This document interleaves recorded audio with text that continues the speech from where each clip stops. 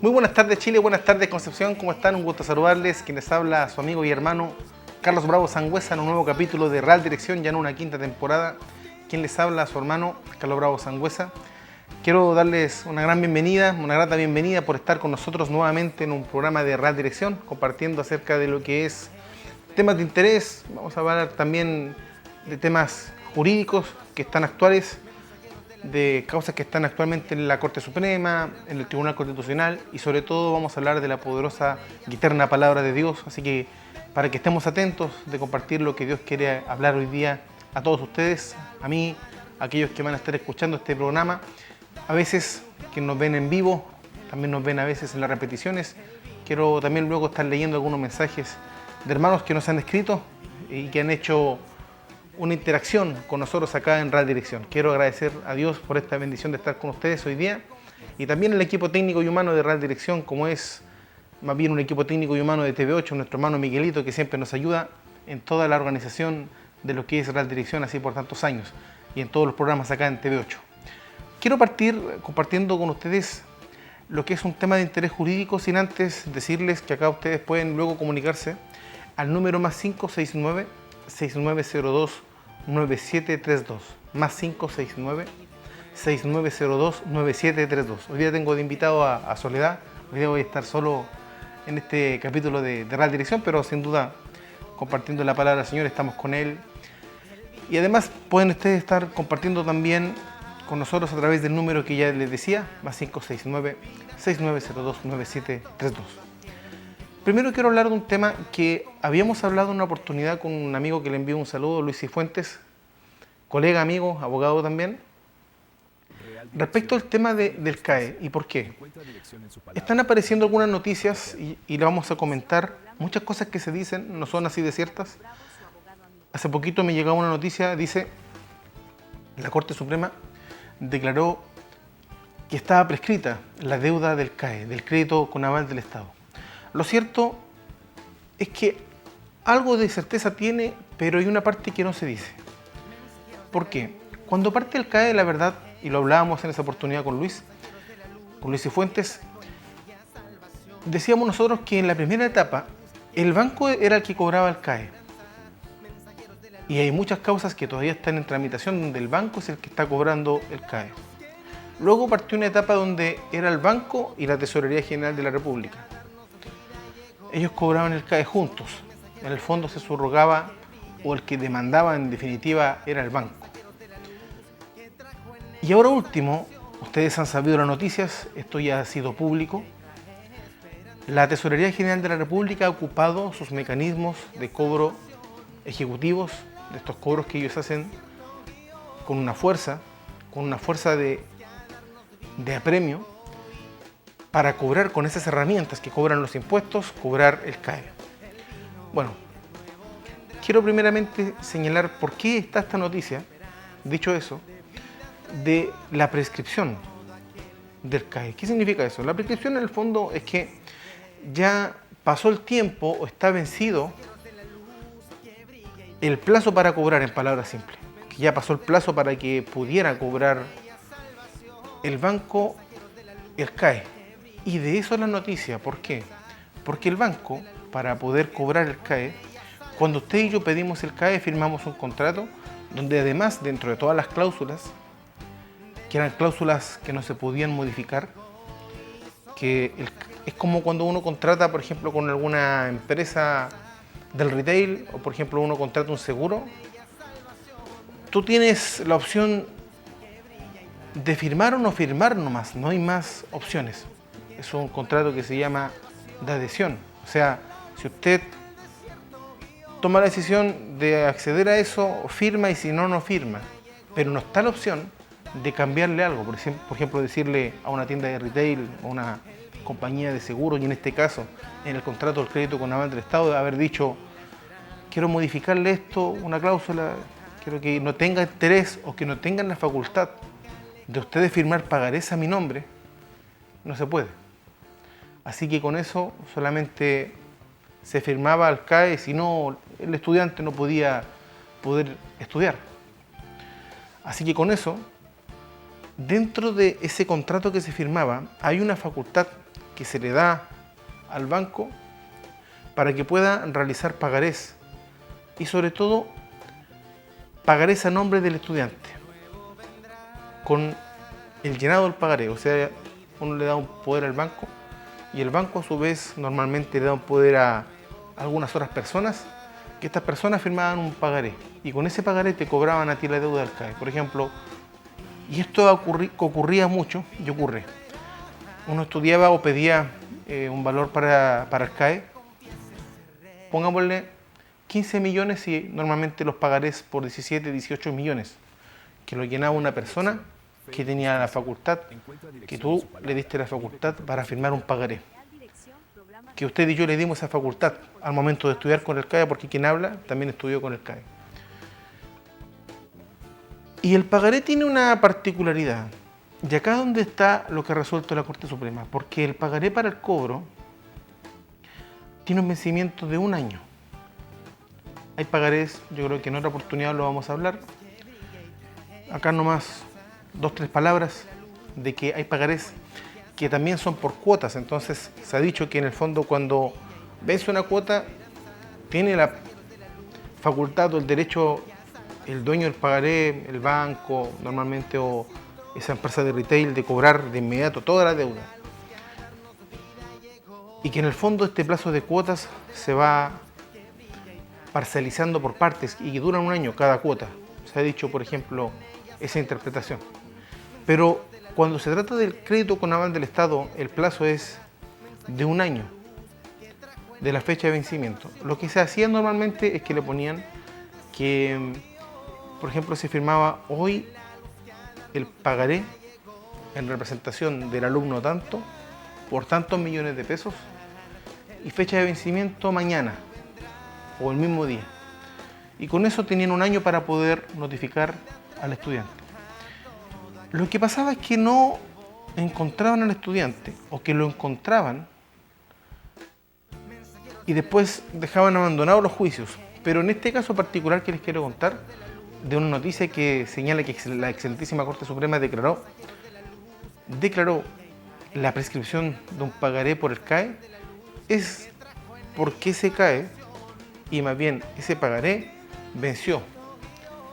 Pasó el plazo de 1 año, no pudieron notificar a la persona. Normalmente el estudiante bien se escabullía mejor de la justicia o efectivamente no daban con él, con el domicilio. Y en eso pasó el plazo de 1 año. Y con eso se interpuso, puede haber sido una excepción de prescripción, una defensa de excepción o una incidencia o un incidente de prescripción. Y con eso esa deuda del CAE venció. Pero hay otro punto que no dice esa noticia. Permiso, que aquí vamos a tomar un poquito de té. Estamos hoy día auspiciados con Té Supremo acá en Real Dirección. En el programa El Pueblo, Té Supremo, tomamos puras cosas sanas acá. Y es sano lo que estoy contando porque hay una parte que no se dice en las noticias. De la ley del CAE, que es la ley 20.027, hay un artículo que dice que el CAE es imprescriptible, o sea que el Estado podría siempre cobrar. O sea, para el Estado no vence el cobro del CAE. Pueden pasar, como la canción de Enrique Iglesias, pueden pasar 10.000 años y siempre va a poder el Estado cobrar. Imagínense. Pero esa obligación, y ahí está algo importante, no le alcanza a los bancos. Los bancos no tienen esa facultad o esa excepción, esa norma que dice que es imprescriptible el CAE. Por eso que cuando usted y yo escuchemos noticias de la prescripción del CAE, siempre es una prescripción que va en contra de un banco que está cobrando el CAE. Normalmente se ha dicho, y hay fallos también de lo que me ha tocado a mí conocer casos, y que he tramitado casos cercanos ya de hace poco tiempo, se confirma esta idea de lo que señala el artículo, que en el fondo siempre el Estado va a tener la facultad de cobrar el crédito con aval del Estado. Es imprescriptible. Pueden pasar 10.000 años 5 años, 20 años, 30, 31 años, y nunca va a dejar de perder esa facultad del Estado de cobrar el CAE. Es un artículo que está vigente y por eso que siempre ese estudiante que no ha pagado el CAE en su totalidad o que dejó de pagar tiene ese riesgo. Hoy día también estoy en un caso, juntamente con mi colega, con Luis Cifuentes, le enviamos un saludo nuevamente a él, allá en la comuna de Tomé, donde un estudiante le estaban intentando cobrar de la manera que ahora está cobrando Tesorería, que es ocupar los mecanismos que tiene Tesorería para cobrar un impuesto, para cobrarle a este alumno que no pagó el CAE. O sea, asimilan el impuesto, un impuesto cualquiera, por ejemplo, un impuesto, una contribución, un convenio con Tesorería General de la República, por la deuda de un impuesto. Ocupan esas herramientas, esas normas, que son más económicas para ellos, son más rápidas, son más fuertes, porque sacan dinero de cuentas. Ese mecanismo lo ocupan para cobrar el crédito con aval del Estado. Lo que se ha hecho, y yo creo que ahí va la recomendación, de todas maneras también nos pueden estar contactando el número que aparece en pantalla. Ya hemos logrado, gracias a Dios, también la suspensión de ese cobro, porque realizamos un recurso de protección. Normalmente ahora las cortes andan rápido, dicen que no, son inadmisibles.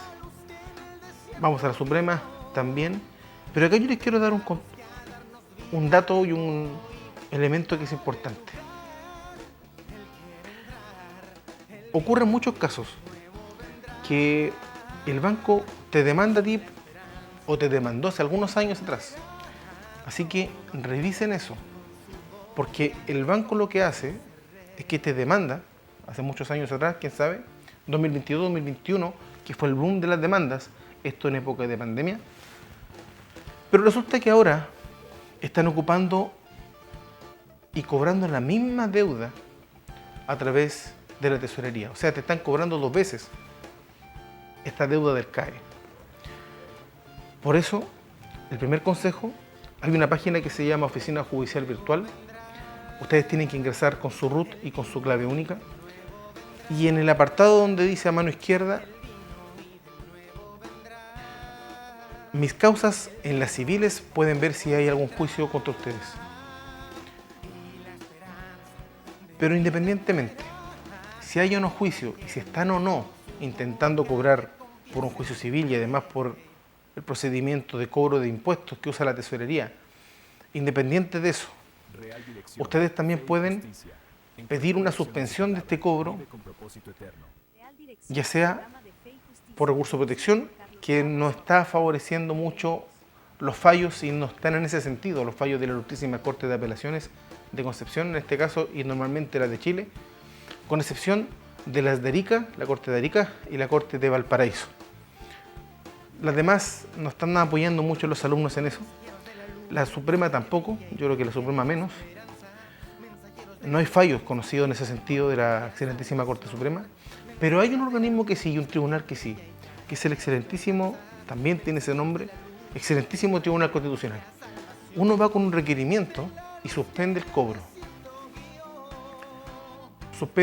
Puedes suspender, si tú hiciste un recurso de protección, puedes suspender la tramitación de ese recurso de protección que se interpone en las Cortes de Apelaciones, la apelación de ese recurso, porque normalmente se declara inadmisible,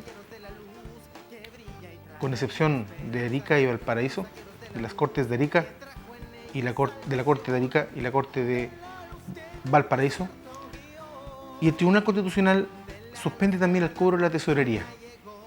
Nosotros, gracias a Dios, pudimos lograr ampliar la suspensión tanto a la Corte Suprema y Tesorería General de la República. O sea, suspende en una Corte de Apelaciones el cobro que quieran hacer en la Corte Suprema y en la Tesorería. O sea, hoy día yo creo, para frenar esos cobros, la herramienta que se ocupa es el Excelentísimo Tribunal Constitucional, con un requerimiento de inaplicabilidad. Es un término técnico, es un término que en el fondo dice al Tribunal Constitucional, que está compuesto por 10 miembros. Hace poco asumió también una nueva presidenta. Decirle lo que está haciendo la Tesorería General de la República es aplicar artículos que vulneran derechos a las personas, y en este caso estudiantes del CAE. Por lo tanto, como esas normas están vulnerando los derechos de un estudiante, que esas normas no se apliquen en este caso. Y el tribunal tiene que examinar eso. Pero mientras examina, suspende y no puede hacer nada la tesorería. Y si usted reclama por recurso de protección, también suspende. No te pueden hacer nada, ni cobrar nada, ni embargar nada. Y si ese recurso de protección fue inadmisible, uno apela a la Suprema, y si la causa está en la Suprema, también suspende eso. Es decir, el excelentísimo Tribunal Constitucional tiene una fuerza tal que suspende todo tipo de tramitaciones de Cortes de Apelaciones, Corte Suprema y también de la Tesorería General de la República. Estamos compartiendo este tema que tiene que ver con lo que está ocurriendo hoy en día. Le quiero también enviar un saludo a usted. Y enviar un saludo. La otra vez estuvimos con un invitado como fue Pablito Figueroa Arriagada, y acá tengo un mensaje que nos dejaron muy lindo de personas que les gusta ver los testimonios y las historias que compartimos con ustedes acá en Real Dirección. Así que un saludo a Silda Barraza por estar también compartiendo con nosotros. Dios les bendiga mucho por estar dando su opinión y compartiendo. Y ya hay un contacto que ocurrió ahí para con nuestro amigo Juan Pablito acerca de las charlas que él hace de motivacionales. Así que ya lo saben, este consejo que quería darles para aquellos que están con algún problema con el CAE. Eso ha ido pasando con el correr del tiempo, las semanas. Es una noticia que ha ido bajando en intensidad, pero que puede venir otra ola de cobros, para que ustedes estén atentos. Ahora quiero hablar un tema del robo de patentes. ¿A ustedes les ha pasado, no? Yo no sé si les ha pasado a lo mejor o conocen de casos. Yo he visto, por eso quiero hablarlo. Y pasa frecuente. El robo de las patentes de vehículos.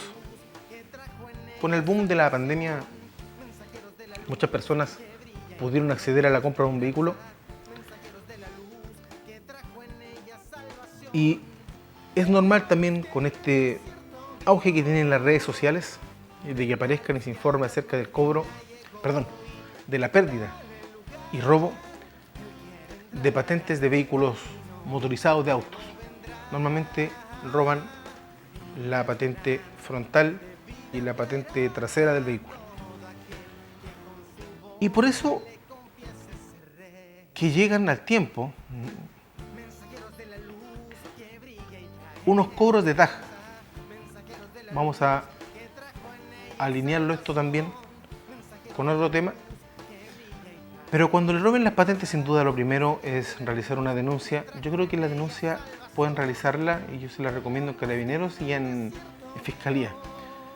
Por eso es que es importante la clave única, porque con clave única ustedes pueden ingresar las denuncias a través de denuncia en línea de la Fiscalía.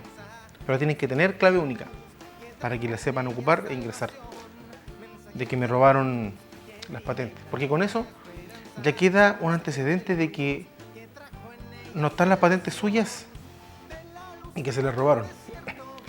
Porque ese antecedente les va a servir en caso de que en el futuro llegue el cobro de algunos TAG o que no se vean involucrados en accidentes, que digan esta patente está asociada a don Carlos Bravo y va a tener que responder a lo mejor civilmente, etcétera, por un choque que se vio involucrado este vehículo.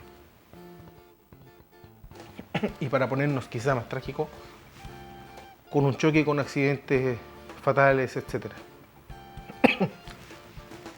Entonces, El gran respaldo de las personas que le roban una patente o dos patentes, normalmente roban dos patentes, es justamente este punto de realizar una denuncia y tiene ese antecedente. Hay otra cosa que pasa y que acá tiene un tema que es doble, que es la clonación de patentes. La clonación de patentes, no sé si ustedes la han escuchado esa. Cuando te roban la patente normalmente ocurre luego una clonación. Pero cuando ocurren otros casos, pasa una clonación sola, sin robo. Me explico. Normalmente hay personas, y que aquí es más trágico, o que más sorpresivo el tema, porque si a ti te roban las patentes, es evidente que te roban la patente porque tú te das cuenta que el vehículo no tiene las patentes. Pero hay vehículos, como de los autos que ustedes puedan tener, que de un momento a otro puede llegar un cobro de un tag, de que pasaron ustedes, y me ha pasado, los vieron y que pasaron sin pagar el tag en la ruta de Santiago, normalmente por esos lados, en el norte, pero resulta que ustedes nunca han viajado. Y ahí se da cuenta la persona que fue víctima de una clonación de patentes. Una clonación de patentes. Ese tema también es importante denunciarlo, es importante hacerlo saber y comunicarlo a las instituciones, sobre todo a la Fiscalía y también a Carabineros de Chile. También pueden denunciarlo sin duda a la Policía de Investigaciones, pero en el fondo tienen que denunciarlo, tiene que haber un respaldo, un antecedente de eso. Y esos antecedentes, adjuntarlos porque acá lo engorroso. La gente normalmente se da cuenta de la clonación de patentes. Ya vimos el robo es ver el vehículo tuyo y te diste cuenta no tiene patente, es algo visual. Pero normalmente la gente toma conocimiento de la clonación cuando empiezan a llegarle cobros a la casa del juzgado de policía de Quillota, de Arica, pero resulta que tú siempre estuviste acá. Y ahí uno toma una atención y se da cuenta, acá hay algo raro. Porque me están cobrando como que yo fui a Arica en tal fecha y yo nunca he salido de Concepción, por dar un ejemplo. Sin duda que esos cobros no tienen que pagarse, y lo importante, y acá es un tema medio engorroso y complicado, comunicarse con los juzgados. Hay que comunicarse con los juzgados de policía locales. Con esos juzgados ustedes se comunican y hacen sus descargos. No es fácil, porque los juzgados de policía local no están abiertos en cuanto a sus datos a cualquier persona. Entonces no es fácil llegar y decir voy a comunicar con el juzgado de policía local de Peñaflor, de Arica, no, porque no tienen un sistema, algunos sí, algunos no, tan fácil de comunicación. Uno, porque no te responden. Dos, porque no son del Poder Judicial. Y tres, porque no todos son modernos. El juzgado de policía local, por ejemplo, de Excelencia, juzgado de policía local de Las Condes, espectacular la tecnología, es fácil ingresar, uno ver, todo un sistema rápido. Pero por ejemplo hay otros que cuesta mucho comunicarte, no te contestan el teléfono, nada. Y hay personas que han tenido que viajar para ver qué pasa. Por eso, sí, la recomendación es que no paguen esas deudas, pero tienen que dejar antes el antecedente de que ustedes no son. Mostraban hace poco, o hace un tiempo ya, una persona que acumuló una deuda millonaria. Puras deudas de cobros de TAG, y que ellos no fueron. Es un hecho que es público, es un hecho que está pasando hoy en Chile, en nuestra nación, y que les recomiendo que se denuncie. Es engorroso, complicado, sí. Hasta también podría servir tener alguna declaración también notarial en ese sentido de que ustedes no fueron o nunca han viajado para no tener ningún problema. Quiero enviar un saludo también acá, nos está viendo doña Marcela Leiva. Buenas tardes, señor Carlos Bravo, viendo su excelente programa, muchas gracias. Junto a mi hermana Neyri Leiva y mi familia, bendiciones para usted. Amén, muchas gracias, Dios les bendiga mucho, igual siempre nos está viendo ella. Y un gran también saludo a ella, Dios bendiga a nuestra hermana Marcela, a toda su familia que siempre nos ven acá en Radio Dirección. Luego, Máster, si me está escuchando por ahí el señor director, quiero presentar luego un videito musical, una pausa musical que vamos a tener. Pero hasta el momento hemos hablado de estos robos de patentes y del cobro por clonación de patentes, el robo de patentes y primero hablé del crédito con aval del Estado. Tres temas que están en la palestra, están aún ahí vigentes y que son formas que antiguamente no se ocupaban para la realización, en este segundo caso que estoy conversando, de delitos y para el cobro de un crédito con aval del Estado que no es un impuesto.